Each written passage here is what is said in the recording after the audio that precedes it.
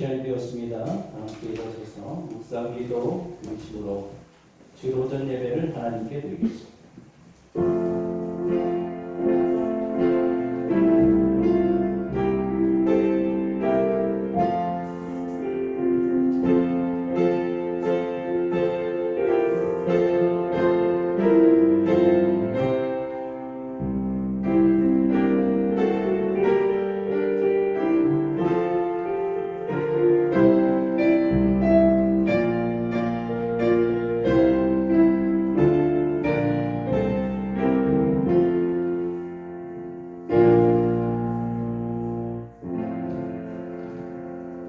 하나님은 영이시니 예배하는 자가 영과 진리로 예배할지니라. 아멘. 나는 전능하신 아버지 하나님 천지의 창조주를 믿습니다. 나는 그의 유일하신 아들 우리 주 예수 그리스도를 믿습니다. 그는 성령에 있게 되어 동정녀 마리아에게서 나시고 본디오 빌라도에게 고난을 받아 십자가에 못 박혀 죽으시고 장사된 지 사흘 만에 죽은 자 가운데서 다시 살아나셨으며 하늘에 오르시어 전능하신 아버지 하나님 우편에 앉아 계시다가 거기로부터 살아있는 자와 죽은 자를 심판하러 오십니다. 나는 성령을 믿으며 거룩한 공교회와 성례 교제와 죄를 용서받는 것과 몸의 부활과 영생을 믿습니다. 아멘. 함께 해주셔서 경배와 찬양 하나님 앞에 드리겠습니다. 나무가도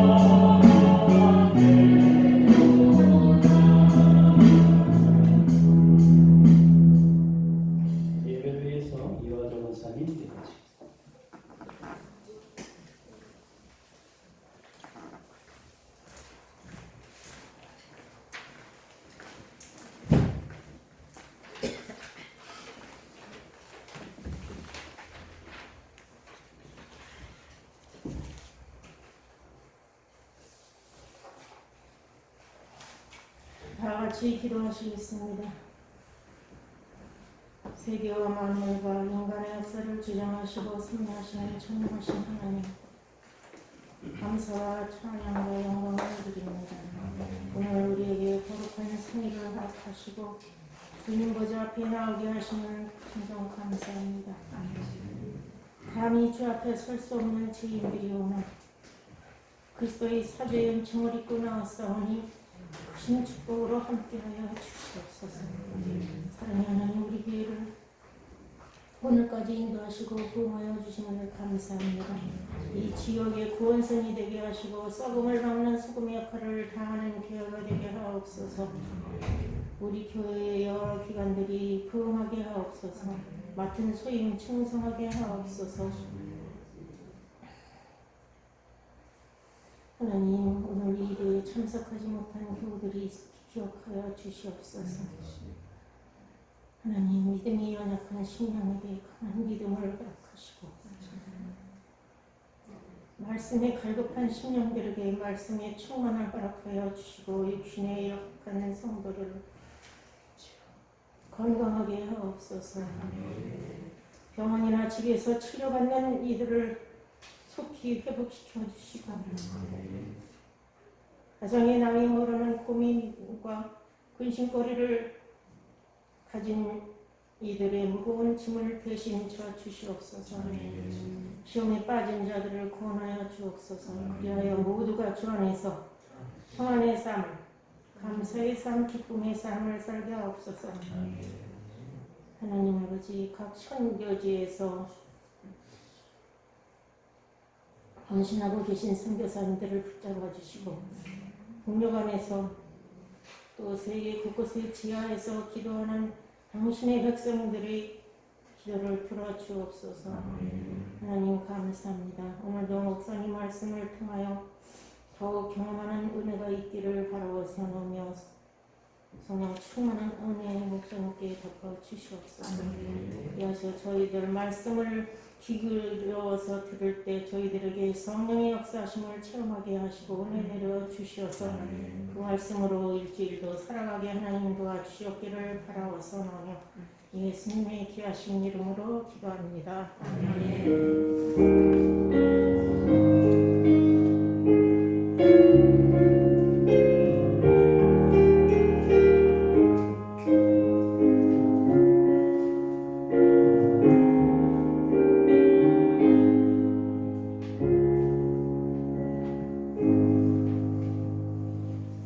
오늘 우리에게 해주시는 하나님의 말씀 창세기 22장 9절에서 19절 말씀입니다. 신약성경 28페이지에 있는 창세기 22장 9절에서 19절 하나님의 말씀을 받는 시간입니다. 함께 일어서서 하나님의 말씀을 함께 공독하겠습니다. 하나님이 그에게 일러주신 곳에 이른지라. 이에 아브라함이 그곳에 제단을 쌓고 나무를 버려놓고 그의 아들 이삭을 결박하여 제단 나무 위에 놓고 술을 내밀어 칼을 잡고 그 아들을 잡으려 하니 여호와의 사자가 하늘에서부터 그를 불러 이르시되 아브라함아 아브라함아 하시는지라.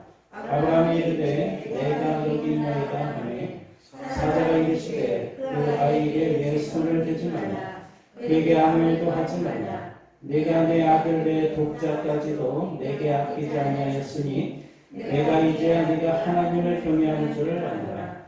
아브라함이 눈을 들어 살펴본즉 한 순양이 뒤에 있는데 뿔이 수풀에 걸려 있는지라. 아브라함이 가서 그 순양을 가져다가 아들을 대신하여 번제로 드렸더라. 아브라함이 그 땅 이름을 여호와 이레라 하였으므로 오늘까지 사람들이 이르기를 여호와의 산에서 준비되리라 하더라.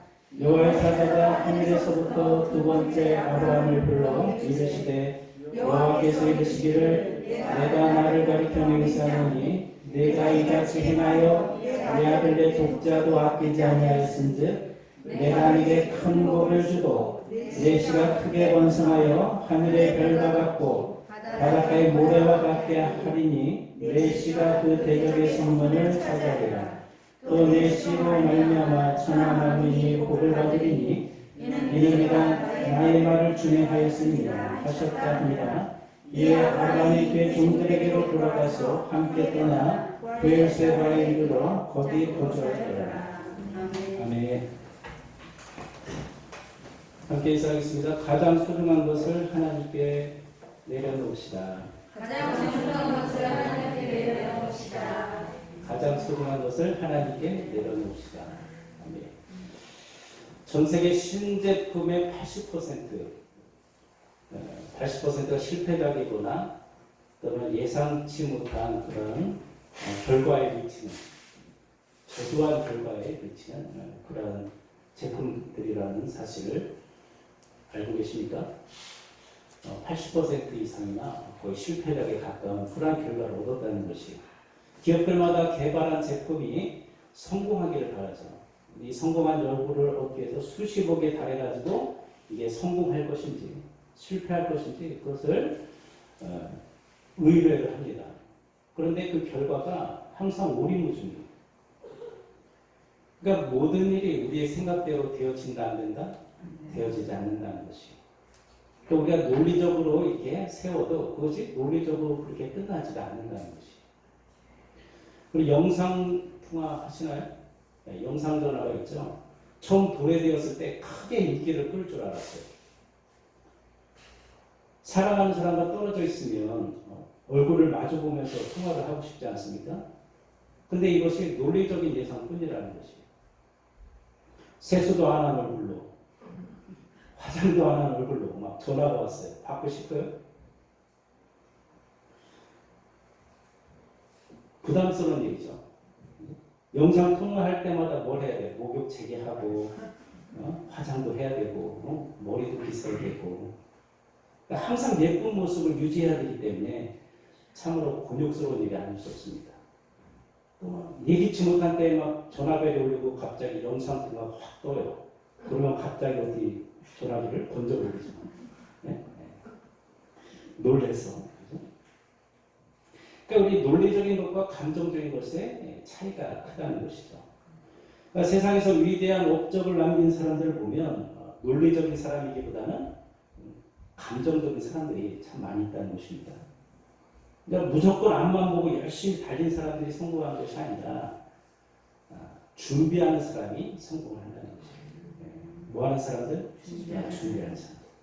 도끼로 나무를 막 패요. 3시간 동안 두 사람이 막 팹니다. 근데 한 사람은 한 번도 안 쉬고 계속 3시간 동안 뭘 해요? 나무를 패요. 근데 한 사람은 10분마다 이제 쉬는 거예요. 쉬면서 뭘 해요? 도끼날을 갈아요. 결과가 어떻게 됐을까요? 그 결과물이 2배나 차이가 난다는 거예요. 근데 이 사람들이 쉬면서 도끼날을 갈았는데 우리는 쉬지 않았다. 뭘 했다는 거예요? 도끼날을 갈았다. 준비했다. 그런 것이죠. 이런 이유로 사람들이 자기 개발이 굉장히 중요한 것입니다. 세상에서는 논리적인 방법으로 사람들을 많이 가르쳐요. 우리 자녀들을 가르치죠. 그런데 그것만으로는 성공할 수 없다는 것이. 반면에 우리 교회 공동체 안에서는 공과 공부도 하고 구역 예배도 드리면서 다양한 사람들을 만나죠. 그죠? 다양한 사람들을 만납니다. 그러할 때 성공할 수 있다는 것이에요. 아브라함도 이런 경험, 저런 경험을 하면서 이제 엄청 큰 시험을 만나게 돼요. 한 번에 이 시험을 통과할 수가 없는 거예요.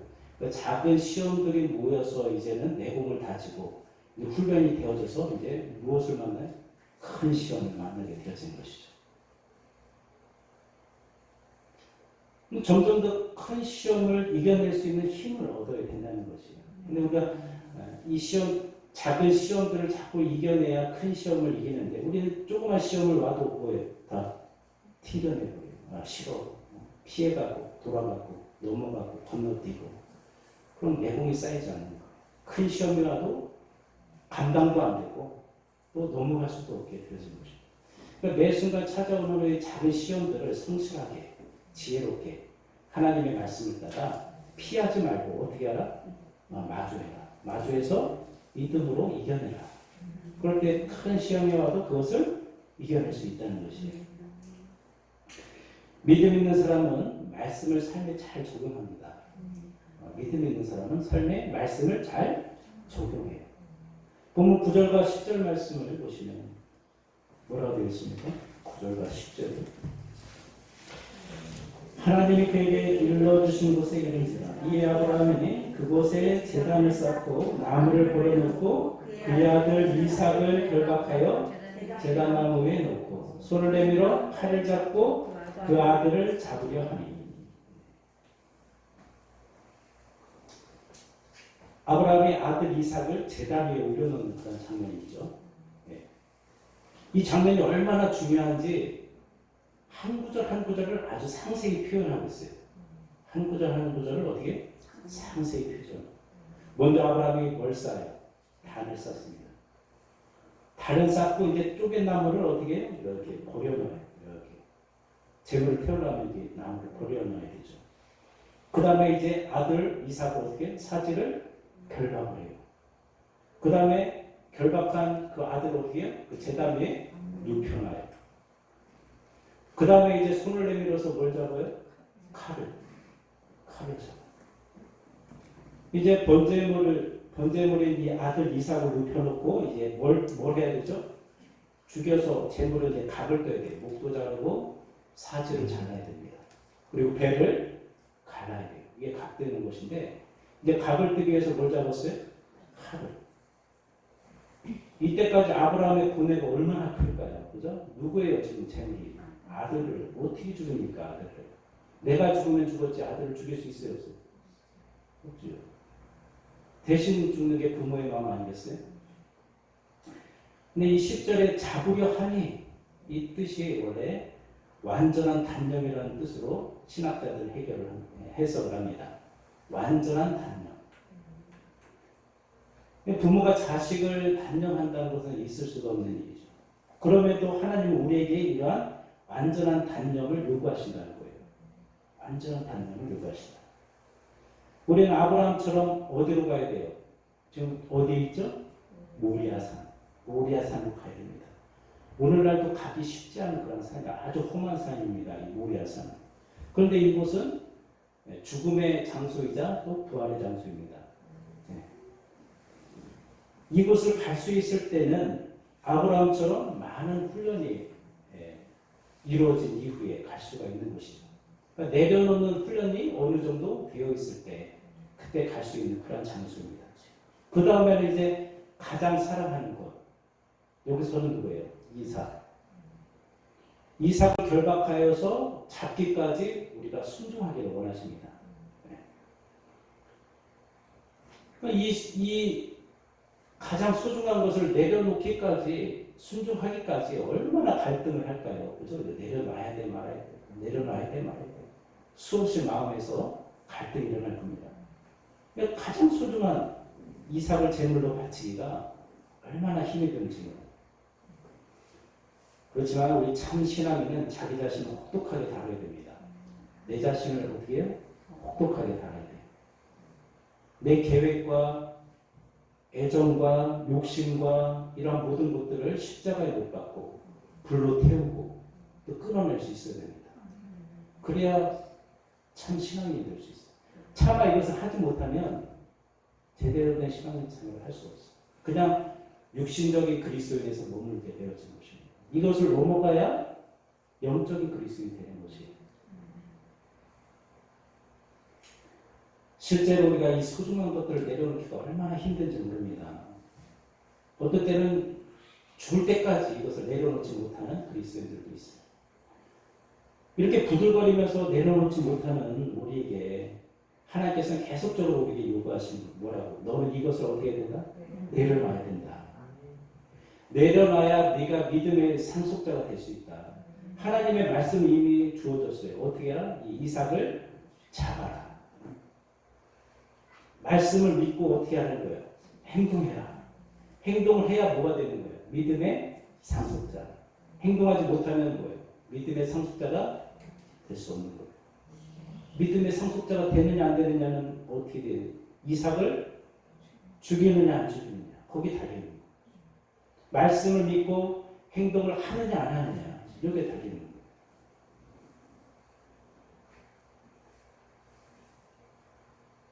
이러한 간절한 예배를 통해서 성령의 불과 말씀의 칼을 통해서 나의 욕심을 불태우고 부정한 것들을 칼로 끊어낼 수 있어야 된다. 이렇게 가장 소중한 것을 내려놓는 것이 바로 간절한 예배가 되어진 것입니다. 세상 어느 누가 자식을 내려놓을 수 있겠습니까? 그죠? 근데 자식을 내려놓으라고 가르치시는 분은 누굽니까? 네, 오직 하나님밖에 없어요. 오직 하나님밖에 없습니다. 인간적으로 논리적으로 생각해도 전혀 이해가 되지 않습니다. 하나님을 이해할 수가 없습니다. 아브라함이 왜 이삭을 죽여서 번제로 하나님께 바칠까요? 아브라함도 바보가 아닙니다. 아브라함은 바보가 아니에요. 그렇지만 아브라함이 이삭을 바칠 수 있었던 근거가 뭐냐? 전능하시고 안전하신 하나님을 믿었기 때문입니다. 전적으로 하나님을 믿었기 때문에 할 수가 있었던 거죠. 하나님을 믿지 못하는데 이거 할 수 있겠어요? 할 수 없어요. 절대로. 하나님을 믿어야만 할 수 있습니다. 그가 이삭을 바치는 그 과정과 그리고 바치고 난 이후에 모든 벌어질 일들을 하나님께 맡겼기 때문에 아브라함이 하나님의 말씀대로 순종할 수 있었던 것이죠. 아들은 이미 100세의 아들을 얻는 경험을 했습니다. 100세의 아들을 얻을 수 있어요? 없어요? 없죠. 이 엄청난 경험을 했습니다. 도저히 불가능할 것 같은 그런 경험을 했습니다. 그러니까 조금씩 누구를 알기 시작한 거예요? 하나님을 알기 시작한 것이죠. 이제는 내가 이삭을 죽인다 할지라도 하나님께서 다시 살릴 것이다. 살리시지 않는다 할지라도 무슨 방법이 하나님께는 있을 것이다 하는 것을 믿은 것이죠. 그런 믿음이 있었기 때문에 이 믿음이 아브라함으로 하여금 행동하게 하는 것입니다. 우리 신앙생활도 그래요. 우리가 하나님을 믿기 때문에 신앙에 따른 행동들이 나타나는 것이죠. 주일에 예배를 잘 드리고 말씀을 묵상하고 기도하고 하나님의 말씀대로 행하고 무엇이 있기 때문에? 믿음이 있기 때문에. 믿음이 없는 사람은 절대 하지 않습니다. 교회도 안 나오죠. 기도도 안 하죠. 말씀도 안 하죠. 하나님의 말씀대로 살지 않죠. 자기 생각대로 살죠. 믿음이 있는 사람은 반드시 뭘 하게 되어 있어요? 행동하게 되어집니다. 그래서 믿음을 행동으로서 보이라고 하지 않습니까? 네, 야고보서 히브리서 11장 17절에서 19절 말씀 보시면 아브라함은 시험을 받을 때에 믿음으로 이삭을 드렸으니 그는 약속들을 받은 자로 돼 그 외아들 드렸느니라. 그에게 이미 말씀하시기를 내 자손이라 칭할 자는 이삭으로 말미암으리라 하셨으니 그가 하나님이니 이삭을 죽은 자 가운데서 다시 살리실 줄로 생각한지라. 비유컨대 그를 죽은 자 가운데서 도로 받은 것이니라. 죽은 자 가운데서 살리실 것을 이 아브라함이 믿은 것이죠. 그러니까 이 이삭을 드릴 수 있었던 것입니다. 그러니까 아브라함은 부활신앙을 가지고 있었던 것이죠. 하나님의 명령대로 이삭을 죽이기 위해 칼을 잡을 수 있었던 것이죠. 우리도 신앙생활을 하게 되어지면 받게 되어지는 그런 충격들이 있습니다. 고생들이 있습니다. 그렇지만 하나님께서 다 처리해 주십니다. 자기 자식을 돌보지 않으면서 남을 돌보는 일을 하는 것은 우리 그리스도인들이죠. 자신의 일들보다 하나님의 나라의 일들을 위해서 더 시간을 내는 것이 우리 그리스도인들이죠. 그럴 때 주위 사람들이 충격을 받아요. 미친 사람들 아니야? 세상 사람들하고 가치관이 너무나 다른 거예요. 근데 우리에게는 뭐가 있기 때문에? 믿음이 있기 때문에. 하나님의 말씀이 우리 안에 있기 때문에. 그 말씀대로 행하는 것이죠.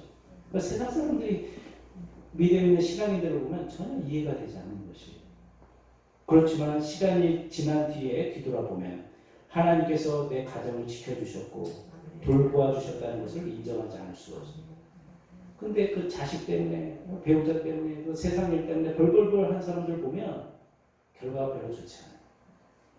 왜? 자기 자신이 그것을 짐을 지고 그냥 내가 하는 것하고 하나님께서 하는 것하고 어느 게 더 온전할까요? 우리는 십자가에 애정을 못 박아야 됩니다. 우리의 육신적인 감정을 못 박아야 되고 육신적인 생각을 못 박아야 되고 욕심을 못 박아야 되는 것입니다. 우리는 늘상 자식이 문제고 배우자가 문제예요. 근데 자식은 곧 나고 배우자는 곧 나예요. 왜 그럴까요? 자식 문제가 누구 문제예요? 내 문제. 배우자 문제가 누구 문제예요? 내 문제. 우리는 그들을 위한 일이라고 생각하지만 결국은 내 자존심 때문에, 내 명예 때문에 그 일을 하는 것 아니겠습니까? 그죠? 그러니까 십자가에 못 박아야 될 사람은 누구예요? 나죠. 내 자신. 우리는 모든 문제를 하나님께 맡기고 내 자신을 십자가에 못 박아야 되는 것입니다. 내 자신이 땅에 떨어져 죽어야 될 인생이라는 것을 아는 사람만이 어떠한 사건이 찾아오면 내 자신을 즉시 내려놓습니다. 십자가에 못 박을 수 있어요. 내 자신을 부인할 수가 있습니다. 우리는 간접 체험하고 직접 체험하고의 차이가 엄청나다는 것을 아십니까? 네, 간접 체험하고 직접 체험은 너무나 차이예요. 하늘과 땅의 차이인 것이죠. 믿음은 바라는 것들의 실상이요 보이지 않는 것의 증거라고 했는데요. 내가 바라는 그 믿음을 자녀들에게 보여줄 수 있어야 됩니다. 그러면 언젠가는 자녀들은 부모에게서 배운 그 믿음을 따라서 그들도 그런 믿음을 나타낼 수 있는 것이에요. 믿음을 유산으로 물려준다는 의미가 바로 그겁니다. 내가 믿음으로 살아야 자녀들도 그렇게 살게 되어진다는 것이죠. 우리가 인생의 위기 속에서 많은 상처를 입습니다. 그죠? 많은 상처를 입어요. 그 상처는 어떻게 치유되는 것일까요? 그 상처를 치유해줄 수 있는 분은 오직 한 분입니다. 누구십니까? 우리 주님밖에 없어요. 이 땅에서 일어나는 어떠한 불행도 마찬가지입니다. 오직 주님만이 우리를 불행에서 벗어날 수 있게 하시고 우리를 행복하게 하실 수가 있습니다. 그러니까 예수를 믿으면 놀라운 치유력이 있어요. 놀라운 치유력이 있습니다. 우리 집이 망해서 모든 것이 잘못되어 간다. 그렇게 생각할 필요가 없다는 것이에요. 왜요? 망했을수록 누구에게 나가야 돼요? 하나님께 나가야 돼요. 하나님께 예배드려야 돼요. 망했을 때가 바로 우리의 믿음을 보일 때입니다. 자녀들은 그런 부모의 믿음을 보면서 바르게 세워져 나가게 되었습니다. 보리스 슐릴리크라는 사람이 있는데요. 프랑스의 신경정신의 그 학자인데요. 불행의 놀라운 치유력이라는 책을 썼습니다. 이 책을 쓸 당시에 이스라엘에 살고 있는 65세 이상의 그 사람들 가운데 나치 치하에 있었을 때 학살에서 살아남은 사람이 한 20만 명 되는데요. 그 중에 28%는 강제 수용소에 이렇게 갇혀 있었던 사람들이고 58%는 숨어 있었던 사람들이고 그리고 10% 가량은 이제 무장 저항 세력에 가담을 해서 그렇게 활동을 했던 그런 사람들입니다. 이 전쟁이 끝난 이후에 이제 무장 세력으로 활동했던 사람들, 그들을 제외한 모든 사람들이 이제 우울증 증세가 이렇게 나타났는데요. 우울증은 포로 수용소에 갇혔던 어렸을 때부터 포로 수용소에 갇혔던 어린아이들에게서 가장 심하게 나타났습니다. 근데 놀랍게도 뭐냐, 사회적으로 성공하고 또 가정적으로 온전해진 그러한 사람들을 보게 되어지면 강제 수용소에 갇혀 있었던 그러한 어린아이 시절에 그래서 우울증을 겪었던 그 사람들이 가장 크게 무엇을 했어요? 성공했다는 거죠. 대단한 성공. 근데 어린아이 무장 세력에 가담해서 이렇게 활동을 했던 사람들을 보면 어렸을 때부터 그냥 자기 마음대로 살았고, 그죠? 별로 스트레스도 받지 않았고, 또 마음의 상처도 뭐 그게 크지 않았고, 앙금도 다 해소되어졌고, 그런 사람들은 이제 불행이라는 감정을 제대로 경험하지 못했기 때문에 그들의 인생이 단지 그냥 행복하게 사는 것, 그곳에 있었는데요. 그냥 일반적인 삶을 살고 그치는 사람들이 많이 있었다는 것입니다. 뭐 대단한 성공을 거친 사람들이 거의 없었다는 것이죠. 우리와 우리 자녀들은 어떨까요? 우울증이 있다면 사회에서나 집에서나 산전수전을 겪으면서 반드시 성공해야 되겠다 하는 그런 목적의식을 갖게 되었습니다. 멘탈이 뭐예요? 강해지는 것이죠. 우울 쪽이 결국은 그들로 하여금 행복 찾기의 그 투쟁으로 나아가게 하고 결국에는 성공을 이끌게 한다는 것이죠. 이처럼 사회에서 성공하는 사람들은 평범한 사람들이 아니에요. 고통을 아주 심하게 경험했던 그런 사람들이 이후에 그것을 극복하고 아주 성공한 사람, 아주 행복한 사람, 그렇게 거듭나게 되어진다는 것입니다. 그렇죠. 우리 믿는 우리들은 어때요? 그들보다 더 큰 복을 얻어야 될 것 아니겠습니까? 그죠? 내가 돈이 없다고 해서 아프다고 해서 절망하지 말라는 것입니다.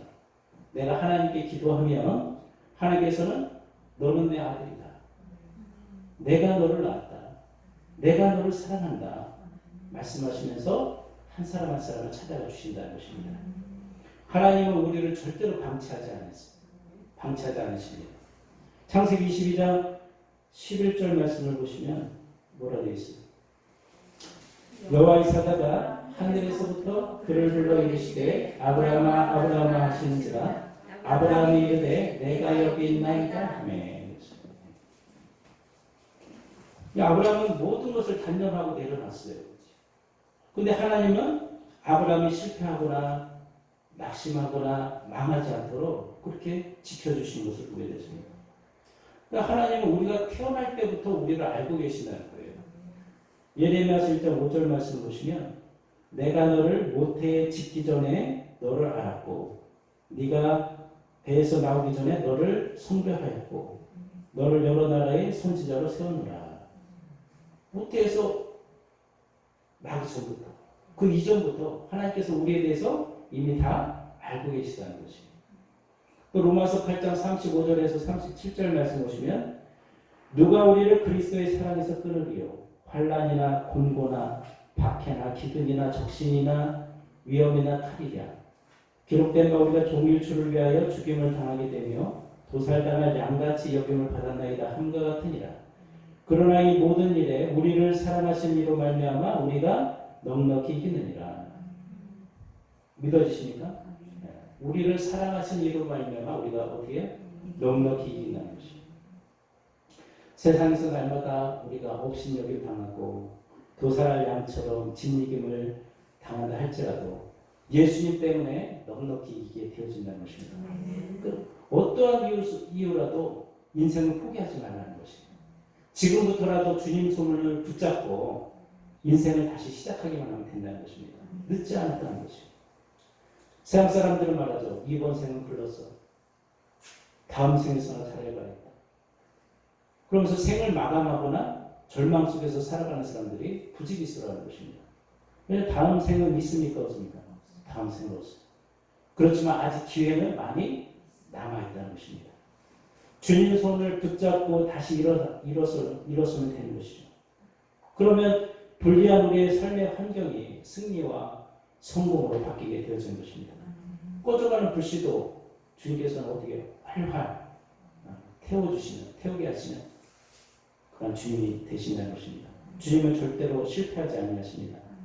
내가 어떠한 일을 당해도 나를 사랑하시는 그리스도 안에서 넉넉히 이길 것이며 어떠한 일을 당해도 그 고난이 오히려 나를 통해서 다른 사람들이 도움을 얻는 즉 나를 통해서 내가 약재료가 되어지는 그런 일을 하게 되신다는 것이죠. 그렇기 때문에 절망할 이유는 하나도 없다는 것입니다. 사연 없는 사람 있습니까? 다 사연이 있고 상처가 있고 그렇습니다. 그렇지만 우리는 그 사연과 상처를 종지부 찍어야 됩니다. 끝내야 돼요. 그래서 그 사연과 상처를 알고 질질 끌지 마시길 바랍니다. 주님께서 다시 살아나게 하시면 믿어야 되는 것이죠. 아브라함이 이삭에게 칼을 데리고 하자 여호와의 사자가 부르죠. 아브라함아 아브라함아. 그 아이에게 손을 대지 말라. 그에게 아무 일도 하지 말라.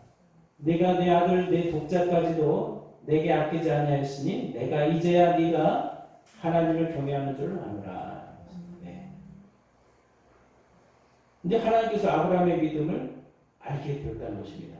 믿음 때문에 네 가족도 네 아들도 아끼지 아니하셨다는 것을 알게 된 것이죠. 맨 처음에 누굴 내쫓았어요? 이스마엘을 내쫓았죠. 이번에는 누구예요? 이삭 차례. 가족, 아들 다 아끼지 아니하셨다는 것을 알게 되신 것이죠. 아브라함이 하나님을 경외하면서 그분 앞에 자신의 부족을 철저히 통감하고 경건한 두려움을 가지게 되었다는 것을 이게 알게 된 것이죠. 하나님을 두려워하니까 이스마엘도 내보냈고 이삭도 하나님 앞에서 드릴 수가 있었던 것이죠.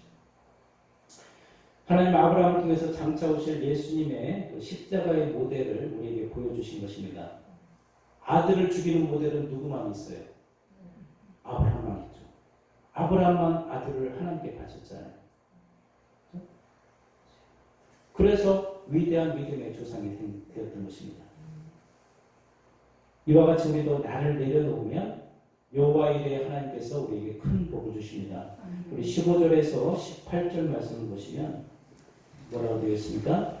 여호와의 사자가 하늘에서부터 두 번째 아브라함을 불러 이르시되 여호와께서 이르시기를 내가 나를 가리켜 맹세하노니 내가 이같이 행하여 내 아들 내 독자도 아끼지 아니하셨은즉 내가 내게 큰 복을 주고 내 씨가 크게 번성하여 하늘의 별과 같고 바닷가의 모래와 같게 하리니 내 씨가 그 대적의 성문을 차지하리라. 또 내 씨로 말미암아 천하 만민이 복을 받으리니 이는 내가 나의 말을 준행하였습니다 하셨다 하니라. 아멘. 말씀을 준행하면서 예배를 잘 드렸더니 간절한 예배를 드렸더니 아브라함에게 전무후무한 큰 복을 내려주십니다. 축복이 홍수처럼 밀려오고 있습니다. 큰 복이라는 말도 여기 처음 등장하는 그런 단어예요. 자신이 하나님의 이름을 걸고 약속을 하십니다. 이 약속을 내가 반드시 지키겠다. 천하 만민이 너를 통해서 복을 얻을 것이다. 그러니까 가장 소중한 것을 내려놓았더니 이런 큰 복을 주신 것이죠. 아브라함에게서 영적 상속자 이삭이 구체적으로 나고 그 계보에서 더 나아가 천하 만민이 복을 받게 되어질 예수님께서 오시게 된 것입니다. 이 큰 복은 세상에 미련을 두지 않고 의리를 위하여 핍박을 받고 말씀을 주야로 묵상하고 즐거워할 때 주어진 그런 복이라는 것이 뭐냐? 세상 복이 아니라 간절한 예배를 통해서 주어지는 그런 복이라는 것이죠. 하나님께 무릎을 꿇고 기도하고 경배할 때, 즉 말씀을 따라 행할 때 주어지는 그런 복이라는 것입니다. 그래서 우리는 믿음으로 가장 내주기 싫은 육신적으로 가장 사랑하는 것들이 있지 않습니까? 그런 것들을 하나님 앞에 내려놓을 수 있어야 됩니다. 그럴 때 하나님께서 우리에게 큰 복을 주시는 것을 체험할 수 있는 은혜가 있기를 주님의 이름으로 축원드립니다. 하나님 감사합니다. 우리의 믿음 없음을 불쌍히 여겨주시고 이제 아브라함과 같이 가장 내어주기 힘든 것을 내어줄 수 있는 그런 믿음을 허락하여 주시옵소서. 하나님을 믿기 때문에 모든 것을 전적으로 바칠 수 있는 그런 믿음을 우리에게 허락하여 주시옵소서. 그래서 우리에게 주어질 큰 복을 소망으로 받고 세상적인 복이 아니라 예배의 복을 또한 우리가 경험할 수 있도록 축복하여 주시옵소서. 감사를 드리며 거룩하신 예수님의 이름으로 기도합니다. 아멘. 다 함께 일어서서 회의송 부르신 후에 축도하신 분 예배를 마치겠습니다.